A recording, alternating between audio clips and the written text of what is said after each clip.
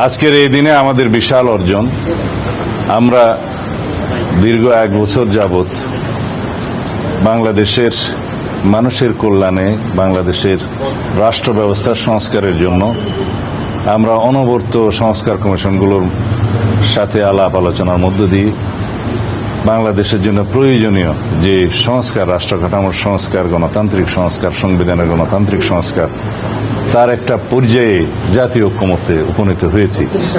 সেটা আশা করি খুব শিগগিরই ঐক্যমতের ভিত্তিতে যথাযথ প্রক্রিয়া স্বাক্ষরিত হবে এবং আশা করি সেটা বাস্তবায়ন প্রক্রিয়া নিয়েও যদি আলাপ আলোচনা হয় সেখানেও আমরা অংশগ্রহণ করব। তার মধ্য দিয়ে জাতির যে ফ্যাসিবাদ বিরোধী জাতীয় ঐক্যমত্য প্রতিষ্ঠা হয়েছিল আগে, সেটাকে আমরা সমুন্নত রাখবো এবং এই ফ্যাসিবাদ বিরোধী জাতীয় ঐক্যকে আমরা শক্তিতে পরিণত করে এই জাতিকে এগিয়ে নিয়ে যাব এবং একটি শক্তিশালী গণতান্ত্রিক রাষ্ট্র, সমাজ এবং সরকার ব্যবস্থা প্রতিষ্ঠা করব ইনশাআল্লাহ। আজকে মাননীয় প্রধান উপদেষ্টা 2টি গুরুত্বপূর্ণ ঘোষণা দিয়েছেন। একটি জুলাই ঘোষণাপত্র আর একটি জাতির উদ্দেশ্যে ভাষণের মধ্য দিয়ে তিনি নির্বাচনের ঘোষণা দিয়েছেন। আমরা দুটোকেই স্বাগত জানাই। জুলাই ঘোষণাপত্রের যে সমস্ত ঘোষণা, তাকে রাষ্ট্রীয়ভাবে এবং সাংবিধানিকভাবে স্বীকৃতি দেওয়ার জন্য আমরা প্রতিশ্রুতিবদ্ধ এবং যথাযোগ্য জায়গায় সংবিধানে সেটা স্থাপন করা হবে, সেই প্রতিশ্রুতি আমরা আগেও দিয়েছিলাম। এবং জুলাইয়ের যোদ্ধাদের, জুলাই শহীদদের, ছাত্রগণ অভ্যুত্থানের যারা শহীদ হয়েছেন তাদেরকে জাতীয় বীরের মর্যাদা দেওয়াটা সমুচিত হয়েছে, সেটা আমাদের প্রাণের দাবি।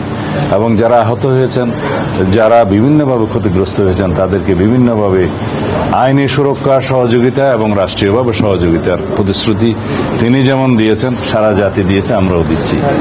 আগামী দিনে আমাদের নির্বাচনে মানুষের ভোটাধিকার প্রয়োগের জন্য যে পরিবেশ সৃষ্টির জন্য মাননীয় প্রধান উপদেষ্টা যে সমস্ত পরামর্শ দিয়েছেন, সেটা অবশ্যই প্রণিধানযোগ্য।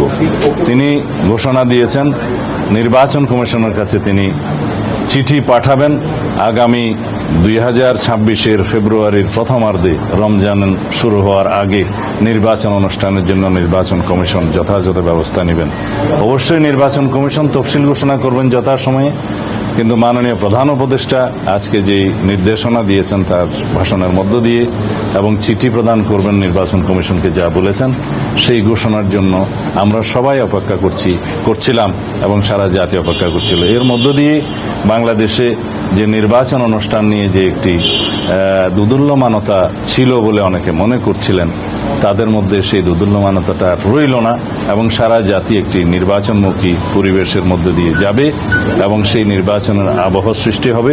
আগামী দিনের নির্বাচন ইনশাআল্লাহ সুষ্ঠু, নিরপেক্ষ, অবাধ এবং বিশ্বের মধ্যে সবচাইতে প্রশংসিত একটি নির্বাচন অনুষ্ঠান হবে বলে আমরা আশা করি এবং সেই লক্ষ্যে সমগ্র জাতিকে এবং সমস্ত জনগণকে প্রস্তুতি নেওয়ার জন্য আমরা আমাদের পক্ষ থেকে আহ্বান জানাচ্ছি। ধন্যবাদ।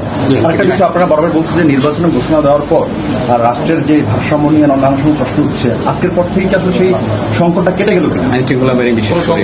আমরা মনে করি এই ঘোষণার মধ্য দিয়ে রাষ্ট্রে রাজনৈতিক স্থিতিশীলতা আরো বেশি প্রতিষ্ঠিত হবে এবং কোন রকমের কোনো অনিশ্চিত পরিবেশ বা ব্যবসা বাণিজ্য বিনিয়োগে আর থাকবে না।